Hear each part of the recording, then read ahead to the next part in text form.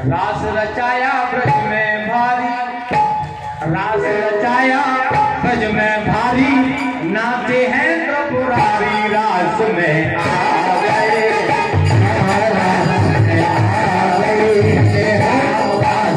आ गए। ऐसे नाचते बोले कि वृंदावन बिहारी लाल की जय। इतना नाच हुआ, ऐसा नाच हुआ, बड़ा सुंदर, ऐसे ढंग से नाचे, ऐसे नाचे, ऐसे नाचे, भूल गए सुदूर बिसराई, जैसे ही सुदूर बिसराई महाराज भगवान तांडव नृत्य करना प्रारंभ। अब तांडव नृत्य कैसा होता है, कैलाश पर खड़े होकर जब चढ़ रहे होते ना, तो कभी तो इधर, कभी इधर, कभी टांगे ऊपर, हाथ ऊपर ही रह जाते हैं, कभी हाथ नीचे, फिर टांग ऊपर हो जाती है। इतना सुंदर तांडव नृत्य भगवान ने किया। महाराज एक बार बाबा ऐसे तांडव नृत्य पर से वो बेचारे कोमल कोमल से पंखुड़ियां गजरे में जो लगी थी हैं, वो बेचारे नथ लटकन अधरों पर, और वो कुंडल, और वो माथे का टीका, वो चुंदरी बड़ी बड़ी हल्की सी, कैसे रुक पाती, ऐसे नृत्य हर भर करके उड़ गए। 16 श्रृंगार का पाजेब भी खुल गई पैरों की, और सुनो ये कंगन भी निकल गए बेचारे, ऐसे झटका दिया सब निकल के बाहर। और ये 201 प्रमोद सिंह तोमर उनकी तरफ से दान आया है, बहुत बहुत धन्यवाद। बोले कृष्ण कन्हैया लाल की। सर्प देवता निकल आए, वो भी तांडव करने लगे।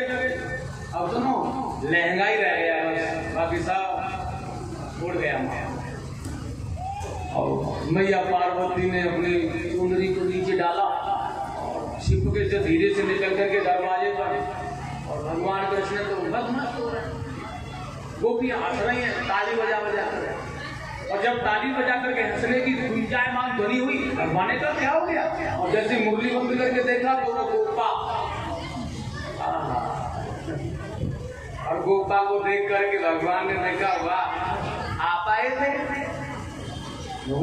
तुम क्यों आए? बोले बाबा शर्मा गए बेचारे, बैठ गए। लहंगा अपना वो लहंगा ने ऐसे संभाला, 56 गज का था बड़ा वाला जयपुर वाला, ऐसे संभाला और ऐसे बैठ गए। क्यों आए? भगवान आपकी लीला देखने का मन किया, इसलिए गोपी बन करके भी आ गए। हाँ, क्योंकि गोपी बन के तो आप हमारे साथ लीला करते ना, और पार्वती झाला दे रही है, आ जाओ सुनो। कौन सुन रहा है, चिड़चिड़ करते रहा, कुछ भी कौन सुन रहा है? अब पार्वती जी ने कहा चलो प्रभु क्यों बेइज्जती करा रहे हो मेरी? भगवान ने कहा ना आओ ना जाना, क्योंकि अब तो मैं गोपी बनकर तो वृंदावन तुम्हारे लिए थोड़ी आया था, कृष्ण के लिए आया था, और गोपी बनकर के कृष्ण मैं होकर गया, तो आप गोपी मैं बनकर वृंदावन में ही बात करूंगा। भगवान ने भी कह दिया धन्य है प्रभु आप रहिएगा वृंदावन में, तो बस जाओ। इसलिए गोपेश्वर महादेव के नाम से जानेंगे, प्रेम से बोलेंगे गोपेश्वर महादेव की जय। आज भी गोपेश्वर महादेव ऐसे ही बैठे, पार्वती दरवाजे पर मिलेंगी, वहां पास में नहीं है, दरवाजे पर ऐसे इशारा कर रहे हैं चलो। अब भी भोले बाबा ने कहा ना, यहाँ पे कन्हैया की लीला, ब्रज में आनंद लेना है, फिर वहां नहीं जाना, मेरे गोविंद की तो लीला है। एक बार बोल तो प्यार से राधे राधे, जोर से बोलो, एक बार गुस्से में बोल दो। क्या बात है मैया, हाथ जोड़ती रह गई, ये भी तो बोलो नाम ना रही। अब सोच रहे होंगे इतनी भीड़ में ब्याज जे कैसे पता चलती। अच्छा गलत बोल रहा हूँ तो पूछ लो, बोला हो ऐसे ऐसे ही रह गई बेचारी, बोल रही ना, ऐसा हो जाता है कभी कभी। बहुत सुंदर महाराज बड़े प्रेम से महाराज हुआ, बहुत आनंद में भगवान ने गोपियों का पवित्र मन किया, बहुत बड़ा सुंदर भाव। और देखिएगा बहुत ही सुंदर मैं लीला।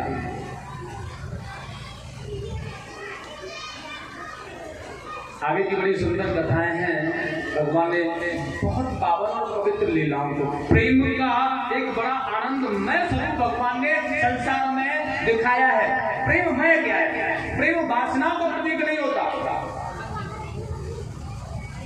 आज के जमाने में प्रेम जगत में सार और कोई सार नहीं, कर ले मोहन से प्यार और कोई यार नहीं। प्रेम मैं भाव, प्रेम का जो विलक्षण रूप है ना, इसे आताताइयों ने नाना वासनाओं में परिवर्तन कर दिया।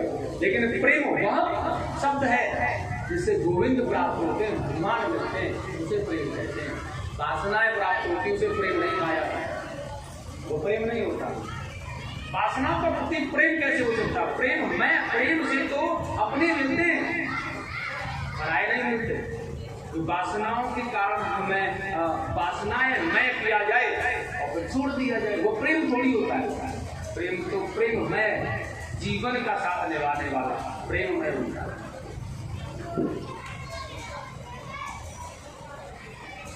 जीवन का साथ निभाने अपना करके फिर नहीं छोड़ना। कृष्णमय भक्ति, प्रेममय भक्ति, जैसे गोपियों और भगवान कृष्ण की प्रीति।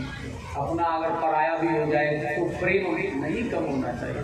तो अगर वासना रूपी प्रेम है तो कम होगा, और वासना रूपी प्रेम है तो वह जहां भी हो प्रेममय रहेगा, क्योंकि कृष्ण हर जगह व्याप्तमान है, गोविंद हर जगह व्याप्तमान है। इसलिए साथियों, प्रेम शब्द को, कृष्ण शब्द को वासनाओं का प्रतीक मत बनाओ। यह वासना नहीं है, हमारे गोविंद है, हमारे जो कृष्ण है, ये परम योगेश्वर है। महाराज परम योगेश्वर 16,108 रानियां की गंगा, फिर भी इन्हें क्या क्या कहा गया? महायोगेश्वर, काम को जीतने वाले। एक बार की बात थी, गोपियां दुर्वासा ऋषि बैठे तपस्या कर रहे थे यमुना उस पर। भगवान ने गोपियों से कहा, दुर्वासा ऋषि पधारे हैं, आप उनके लिए भोजन ले जाओ। अब सारी गोपियां भोजन लेकर के चली गई। अब जा रही थी यमुना, उमड़ के आ रही थी सड़क से। गोपियों ने कहा, यमुना तो उमड़ के आ रही है, कैसे जाएंगी? भगवान ने कहा, यमुना जी से कह देना, अगर दुर्वासा ऋषि दूध का आहार करते और कोई आहार करते ही नहीं तो यमुना मैया मार्ग छोड़ दो। और ऐसे कह दिया गोपियों ने, दुर्वासा ऋषि दूध का आहार करते हैं तो मार्ग छोड़ो। अब यमुना मैया ने मार्ग छोड़ दिया, रास्ता दे दिया। वहां जाकर भोजन कराया, और भोजन कराने के बाद अब फिर यमुना मैया उसी बात, आप इधर से कैसे जाते? दुर्वासा ऋषि ने कहा, भगवान कैसे जाना है? उधर से कैसे आए थे? कि उधर से आए थे कि कहा था कि दुर्वासा ऋषि और दूध का आहार करते हैं तो मैया यमुना मार्ग दो ना। दुर्वासा ऋषि ने कहा, तो इधर से कह देना जाकर यमुना से, अगर भगवान श्री कृष्ण परम योगेश्वर हैं, परम योगेश्वर, तो मार्ग दो, अन्यथा नहीं। और गोपियां लौट के आ रही थी, यमुना से कहा, अगर हमारे गोविंद परम योगेश्वर हैं, योगियों के भी परम योगी, तो हमें मार्ग दो। यमुना ने मार्ग दो, चली गई। और गोपियां कह रहे थे, वो ठग एक वहां बैठा, एक ठग यहाँ है। देखो इतनी गोपियां, इतनी पत्नियां, और वह इतना सामान बना के ले गए, सब हजम कर दो। और उन दोनों ने कहा, समर्थन या ठगनी यमुना मैया कर रही है, यमुना। लेकिन नहीं, सत्यता है, भगवान कृष्ण परम योगेश्वर हैं और दुर्वासा ऋषि दूध का आहार करते हैं, यह सत्यता है।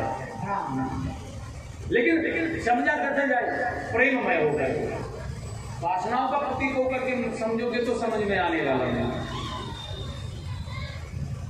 सत्यमय साधना में होगे तो पता चलेगा। और जब तक साधना में नहीं होंगे, हमारा मन पवित्र नहीं होगा, तब तक ये क्रियाएं मिलने वाली नहीं हैं। देखिएगा, कर्दम ऋषि भी चले गए थे माता देवहूति को छोड़ करके, तो माता देवहूति कपिल भगवान के पास आए। कथा सुनी थी आपने? ध्यान है? आई थी। अब कपिल भगवान के पास में जब देवहूति मैया आ गई तो उन्होंने कहा, संसार में मैं आसक्ति में हूँ, या इंद्रियां मुझसे नया नया विषय मांगती हैं, इसलिए मुझे सच्चा आनंद मिले, वह स्थान बताओ। ऐसा क्या करूं जिससे मुझे सुख मिले, सच्चा सुख मिले, सच्चा आनंद मिले, ऐसा क्या करूं मैं? हमने कहा इसलिए भैया उसके लिए तो मैं जीवन में सबसे पहले तो एक सतगुरु की आवश्यकता होगी। अब गुरु कहाँ ढूंढे? देखिए परम ब्रह्म परमात्मा रूपी कपिल उपदेश कर रहे हैं और माता देवमूर्ति कह रही है कि गुरु कैसे बनाए, गुरु कहाँ ढूंढे जाकर के। भगवान ने कहा भैया जब तक सत्यमय रूप धारण नहीं होगा आप सत्य का अनुसरण नहीं करेंगी, ये काम क्रोध लोभ मोह मत्सर जैसे अहंकार है ना, या जीवन से निकल करके भागने वाले नहीं है, जीवन से नहीं निकलेंगे। इसलिए गुरु बनाना अति आवश्यक है। जैसे कि भोजन जीवित रहने के लिए किया जाता है, अगर भोजन न करें तो 1 दिन 4 दिन 6 दिन 10 दिन 15 दिन 20 दिन महीने 2 महीने की जीवन शरीर नष्ट हो जाएगा, चला जाएगा। ऐसे ही इस जीवन को चलाने का आधार है गुरु। सत्य में भगवान कभी नहीं मानते, सब भगवान की पूजा नहीं करेंगे, नहीं करेंगे। अब कथा हो रही है तो क्या लग रहा है कि हमें स्नान करके कथा में जाना है, लग रहा है। अगर कथा नहीं हो रही हो तो शायद स्नान ना भी किया जाए तो कोई बात नहीं है, लेकिन अब कथा हो रही है तो स्नान करके ही जाएंगे, जाएंगे कि नहीं जाएंगे भगवान की कथा में। और कथा नहीं हो तो बिना स्नान के। इसलिए जो परम पिता परमात्मा ने जिस स्वरूप को यहाँ हमें भेजा है अच्छा बनाने के लिए, वह बिना गुरु के नहीं मिलता है। क्योंकि संसार में आकर के जीव क्या करता है, न भोजन कर लिया, न स्नान किया, न कुछ किया, बस ऐसे ही लगा है। लेकिन अगर सतगुरु रूपी दीक्षा प्राप्त होगी, सद्ज्ञान मिलेगा ना, तो वह एक बार तो सोचेगा स्नान करके पहले गुरु जी के मंत्र का जाप करेंगे, उसके बाद भोजन करेंगे। एक बार इसके मन में ख्याल आएगा, और सुनो एक बार अगर मन में ख्याल आ गया और उसने अगर ऐसा कर लिया तो जीवन सुधर जाएगा, पावन बन जाएगा। इसलिए जीवन को जीने के लिए गुरु की आवश्यकता है। जैसे कि जीवन को बचाने के लिए भोजन की आवश्यकता है, शरीर को बचाने के लिए पौष्टिक तत्वों की आवश्यकता है, इसी प्रकार जीवन को चलाने के लिए, संसार में आगे बढ़ाने के लिए संसार में सदगुरु की आवश्यकता है। उसके बगैर कल्याण होने वाला नहीं है। शास्त्र कहता है हमारा, अगर जीवन में गुरु नहीं आए हैं तो उसका यज्ञ तब फल कुछ मिलता नहीं। देवबुद्धि को क्या जरूरी था, क्यों बनाना पड़ा? अपने ही पुत्र को गुरु बना करके सतमार्ग अपनाया और धर्म की रक्षा की नदी और सिद्धदा नामक नदी बन करके बनी। इसलिए हमारा सनातन धर्म सदगुरुओं के द्वारा ही टिका हुआ है। लेकिन गुरु कैसा होना चाहिए, यह बात विशेष रूप से ध्यान देने की। हमारे धर्म का प्रचारण करने वाला हमारा गुरु होना चाहिए, हमें सत्य मार्ग देने वाला हमारा गुरु होना चाहिए। हमें भगवान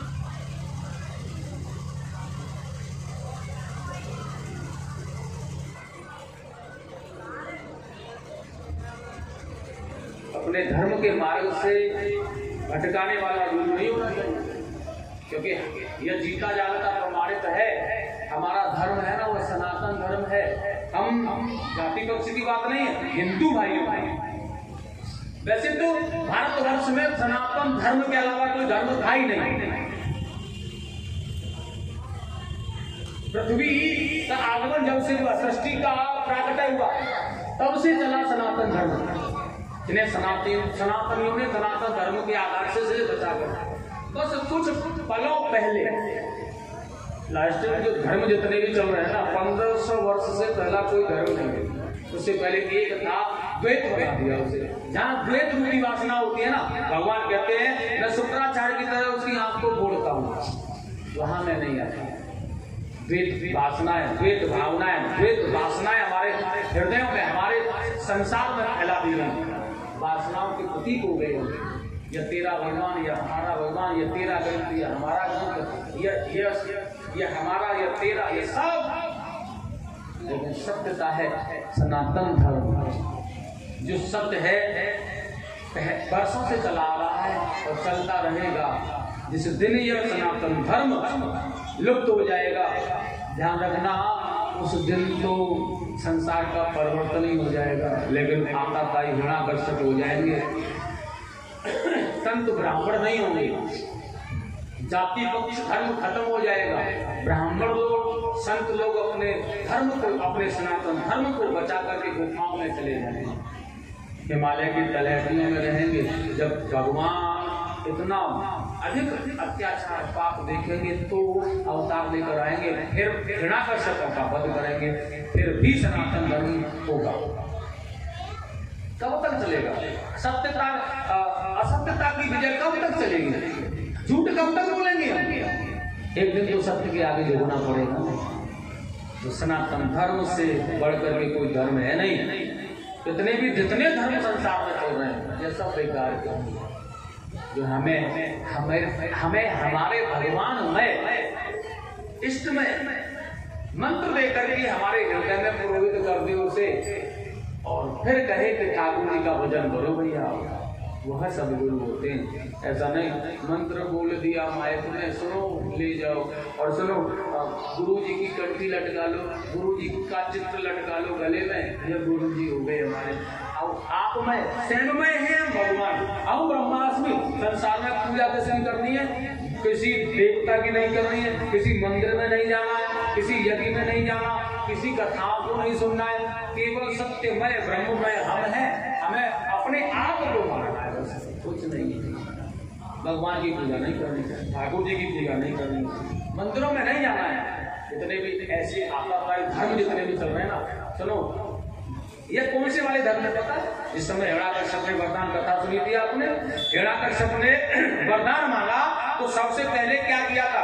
सनातन धर्म को नष्ट किया। क्यों किया था?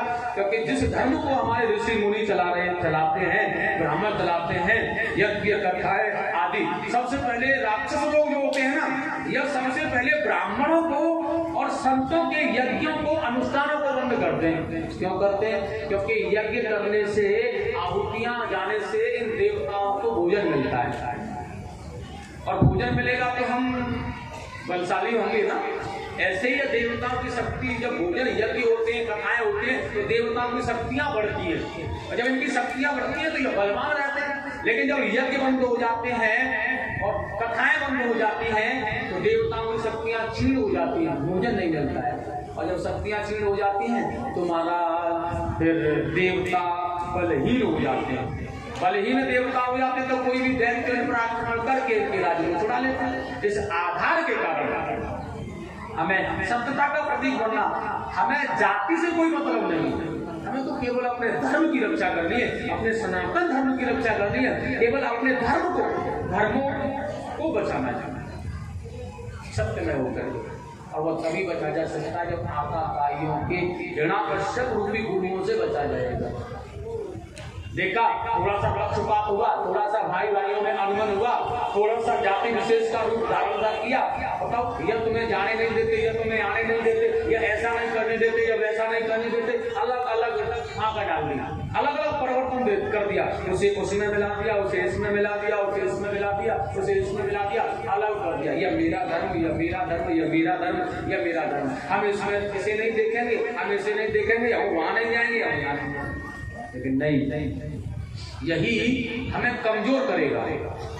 यह केवल हमें कमजोर करने के अलावा और कुछ नहीं है। एक दिन देख लेना, हम कमजोर पड़ जाएंगे, हमारा धर्म कमजोर पड़ जाएगा, हम स्वयं कमजोर हो जाएंगे। और जिस दिन हम कमजोर हो जाएंगे ना, या दैत्य लोग हम पर आक्रमण कर देंगे, और फिर देखना हमारे साथ क्या होगा। इसलिए हमें कमजोर नहीं रहना है साथियों, एकजुट रहना है, एकजुट रहना है, अपने सनातन धर्म को बचाना है। और जब तक हमारा यह सनातनियों का रहेगा, तब तक हमारा डंका बजता रहेगा। ध्यान रखना, उसे कोई नहीं कर सकता। एक पिताजी ने 4 लकड़ी बांध करके दी अपने पुत्रों को, इन्हें तो अब इन्हें तोड़ने का प्रयास करे तो टूटे ही ना। अब पिताजी ने उनको उन लकड़ियों को खोल करके दिया, उनको एक एक करके तोड़ दिया। हम अलग अलग होकर के रहेंगे तो हमें कोई नहीं तोड़ देगा, और जब हम एक जगह एकजुट होकर के रहेंगे तो कोई तोड़ने वाला नहीं, किसी की पावर नहीं, किसी का बल नहीं जो हमें परास्त करते हैं। लेकिन बस एक बन करके चलेंगे तो द्वैत में चले जाएंगे तो फिर कोई भी आंख तोड़ देगा हमारे यहाँ पर। हमें इसलिए अपने धर्म की सुरक्षा करनी है, इसलिए सभी गुरु की आवश्यकता है अपने धर्म की पूजा करने के लिए। भागवत कथाएं क्यों हो रही हैं? इसीलिए तो हो रही है कि हमें जानकारी मिले, कथाओं के माध्यम से हमें पता चले कैसे क्या करना है, जीवन को कैसे चलाना है, धर्म कैसे चलेगा, हमारी जो गाड़ी डगमगा रही है ये कैसे बढ़े आगे, ये सिखाती है भगवान की कथा। ये सब ज्ञान हमें मिलता है भगवान की कथाओं से, और वही प्रेरणा हम अपने बच्चों में दें, अपने पुत्रों में भर दें। तो सुनो, हमारा सनातन धर्म चलता रहेगा। हम अपने बच्चों को अच्छी जगह पढ़ाएं, विदेशों में पढ़ाएं, कोई बड़ी बात नहीं है। विदेशों में भेजें, विदेशों में पढ़ाएं, बड़ी अच्छी बात है, लेकिन विदेश में जाकर अपने भारत की संस्कृति को भुला दें, यह बात सही है। हमारा बालक विदेश में जाकर के भी अपने भारत वर्ष की संस्कृति को बोले तो बात है, तो भारतीय है, तो भारत का सर ऊंचा है गर्व से। विदेशी होकर के यहाँ विदेश में विदेशी बोली बोलने लग जाएगा तो फिर क्या फायदा उससे? ऐसा नहीं करना। अपनी संस्कृति को उन्हें पहचान कराते रहो, और जब जब हमारी संस्कृति की पहचान हमें रहेगी तब तब हमारे भारतवर्ष की बुलंदियां उठती रहेंगी। यह परम गुरु बना रहेगा संसार का। और जिस दिन हमारे भारत की बुलंदियां, धर्म की संस्कृति नष्ट हो जाएगी ना, तो यह परम गुरु नहीं रहेगा। आज भी हमारा जो भारत है दुनिया का परम गुरु है, जिसे पद मिला हुआ है परम गुरु। इसलिए भगवान यहाँ, सदगुरु यहाँ, पुराण यहाँ, सबको नया मार्ग देने वाला यही है, यही बता रहे। और ये कुछ दानी दाता में धार आया है। 201 रुपये प्रमोद सिंह तोमर, 500 रुपये देवराज तोमर फौजी साहब धरपा से, 500 रुपये बीनू फौजी धरपा से, 501 रुपये गुप्तदान, 100 रुपये सुंदर सिंह तोमर, 100 रुपये मंजीत चौहान पवसरा के रहने वाले हैं, 100 रुपये रूपेश लकी और 501 रुपये घड़ी वाले विवेक। बहुत बहुत धन्यवाद। की तरफ से दान आया है। बोले गोविंद भगवान की। इसलिए हमें क्या करना है, सदगुरु की दीक्षा जरूर लेनी चाहिए। किसी सदगुरु से, पाखंडियों से बचना चाहिए। अनेक प्रकार के जो पाखंड फैला हुआ है हिरण्याकर्षकों से, मैं तो हिरण्याकर्षक समझता हूँ सभी को, जो कि हमारे भगवान की पूजा करने से हमें रोकते हो, वह हिरण्याकर्षक ही है, चाहे वो कोई भी हो, कोई भी है, कैसा भी धर्म है उनका। लेकिन जो हमारे प्रभु की पूजा करने से हमें रोक रहे हैं, मंदिरों में जाने से अगर रोकते तो वो हिरण्याकर्षक है, क्योंकि हिरण्याकर्षक ने यही किया था। भगवान की पूजा बंद कराई थी, यज्ञ अनुष्ठान कथाएं बंद कराई थी, और जब अगर यह ऐसा वो कर रहे हैं तो वह हिरण्याकर्षक है। उनके मार्ग को छोड़ दो। अगर अज्ञानतावश अगर गुरु हमें सत्य नहीं मिले तो उसे छोड़ने में कोई बुराई नहीं। अगर शिष्य गलत कर रहा है तो गुरुदेव शिष्य को छोड़ने में कोई बुराई नहीं। अगर गुरुदेव ठीक नहीं है तो शिष्य को गुरु जी को भी छोड़ देना चाहिए। कोई मतलब नहीं। ये सत्य ताकत, सत्यमय रहो, सत्यमय बनाओ, आनंदमय रहो, कृष्ण को अपनाओ, गोविंद को अपनाओ, भगवान शंकर को अपनाओ, राम को अपनाओ, जो भी जैसा है। ऐसा नहीं कि गोविंद की पूजा करो, राम को चाहे कृष्ण को, दोनों का मतलब एक है। चाहे शिव को, एक ही है इसका आधार, इसकी जड़ एक ही है, शाखाएं अलग अलग हैं, किसी को भी बोलो। लेकिन बजो सनातनी और सनातन धर्म को मानो। हाथाताइयों के हम हमारे अपने भी तोड़ रहे हैं, अपने हमारे स्वयं के। वो लोग अलग अलग ग्रंथ, अलग अलग धर्म बना रहे हैं, हम स्वयं टूट जाएंगे। कोई भी आकर के हमें नष्ट कर देगा भाई, हमें तो नहीं टूटना है। बताओ कैसी कैसी विडंबना, कैसे कैसे धर्म है, कैसे कैसे लोग क्या क्या कर रहे हैं। इसलिए कहना, अगर गुरुदेव गलत है, गुरु जी का न्याय ठीक नहीं है, गुरु जी का पक्ष ठीक नहीं है, वो भगवान की पूजा करने से मना कर रहे हैं या मंदिर में जाने से मना करते हैं, तो उनको त्याग में कोई बुराई नहीं। हमारा धर्म है गोविंद में, भगवान में, विष्णु में। हम भगवान विष्णु में है, वैकुंठवासी बनना है। तो वह तो तभी बनेंगे जब करुणा अवसर करुणा की कृपा हो। ये बातें दुनिया भर की करना, ये सब कुछ करना, क्या फायदा है इसमें? बेकार की बात है। बस एक ही नाम अपनाओ, हर सांस में हो सुमरण तेरा, यूं बीत जाए जीवन। इसलिए वो सतगुरु के द्वारा ही प्राप्त हुआ। जीवन में गुरु बनाना, ऐसा बताते गुरु जी, जिसके अगर किसी को गुरु नहीं मिले ना, वो कोई दान भी करता है तो उसका यश नहीं मिलता है। क्योंकि कथा में सुना था, तो इसके लिए प्रमाण की जरूरत नहीं है। प्रहलाद जी को गुरु बनाना पड़ा, ध्रुव जी अकेले जंगल में जा रहे थे तो भगवान ने स्वयं नारद जी को गुरु बनाने के लिए भेजा। नारद जी ने दीक्षा दी थी, नहीं तो ऐसे मिल जाते तो नहीं मिल जाते क्या भगवान, वहीं आ जाते कहाँ जाते नहीं, सब जुड़ने के लिए। इसलिए बड़ा सुंदर गाना है। कसमे बातें प्यार वफा सब बातें हैं बातों का। दुनिया में जो झूठा फैला हुआ है ना, ये ऐसे करेंगे, ऐसे होगा, ये होगा, सब बातों को, सारी कसमों को तोड़ दो। मेरे पास एक फोन आया था, मैं कथा कह रहा था, गुरु जी कोई कसम चढ़ाते, तो मैंने शायद वहां भी कहा और यहाँ भी याद आ गया, तो कैसे टूटेगी वो? मैंने कहा कसम क्या हो, चढ़ा दिया किसी ने? हाँ, मैंने कहा अगर चढ़ाई है कसम की, शराब हमारे साथ बैठ के पी ले तो उसे तोड़ दे। अगर किसी ने कहा है कसम दी है तुझे कि अपने माँ बाप के चरण रोज छुआ कर, तो फिर मान उसे, वो टूटने वाली नहीं, उसे मान। अगर माँ बाप के चरण छूने के लिए कहा है, शराब छोड़ने के लिए कहा है, मदरा पीने से मना किया है किसी ने, तो कसम को मान, क्योंकि वो टूटने वाली नहीं है। अगर किसी ने कहा है अगर एक घूंट ले ले ज्यादा नहीं, तुझे मेरी कसम है, तो तेरी कसम तेरे लिए क्यों ले ले भाई? हम नहीं ले रहे, तू क्या करेगा? मर जाएगा, मर जा, हमें नहीं लेना। अगर विषयों का आत्मक भाव है, वासनाओं का प्रतीक हमें बना रहा है, तो कोई कसम मान्य नहीं होती, उसे तोड़ने में कोई बुराई नहीं है, कोई कसम नहीं है। अगर भगवान से मिलाने की कसम चढ़ा भी रहा है तो फिर उसे अपने सर पर चढ़ा। बस ऐसा कभी मत करना भूल से भी, कितना भी कोई दुलारा हो, कितना भी प्यारा हो, कोई भी हो, कितना नजदीक, पत्नी हो, पति हो, भाई हो, बहन हो, माँ हो या बाप हो, अगर कोई कहीं शराब पी ले, मांस खा ले, ये गलत कार्य करते, कोई कसम नहीं है किसी, भगवान की हो या बाप की हो, कुछ भी, कोई कसम खाने की आवश्यकता नहीं। और चढ़ा दी है तो मानने की आवश्यकता नहीं, कोई नहीं मरेगा, मेरी गारंटी, कोई नहीं हो सकता। अच्छे कर्म के लिए कहा जाए तो मान, अच्छा कैसा मान, बेकार की कसम है, कुछ नहीं होता। मैंने कहा रहने देना जो भी है। आजकल बड़ी कसम है, आजकल जमाना बड़ा वैसा चल रहा है, तो मैं हमारी कसम बड़ी, इसलिए छोड़ो कसम। कसमे बातें प्यार वफा सब बातें हैं बातों का। ये सारी बातों की चीजें, ये किसी इतिहास या पुराण में नहीं लग रही है। कसम देना दिलाना या कहीं में नहीं है, कहीं नहीं मिलेगा किसी वेद में, किसी पुराण में, ये हमारी अपनी अफवाह है। कसमे बातें प्यार वफा सब बातें हैं बातों का क्या।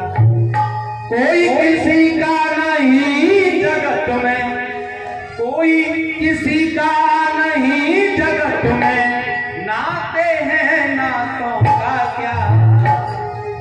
नाते अब एक बार बताओ, मर जाए व्यक्ति, मर करके चला जाए, अब प्यार के आता सच में नाता नहीं था, वाकई प्यार कर रहे तो फिर क्यों जाने दे रही है? क्योंकि आत्माएं तो निकल के गया, शरीर तो यही है ना भाई, जो तुझे कमा कर देता था, हाथ पैर नाक कान, वो सब पूरा का पूरा शरीर तो यही है ना, वो कहीं गया है क्या?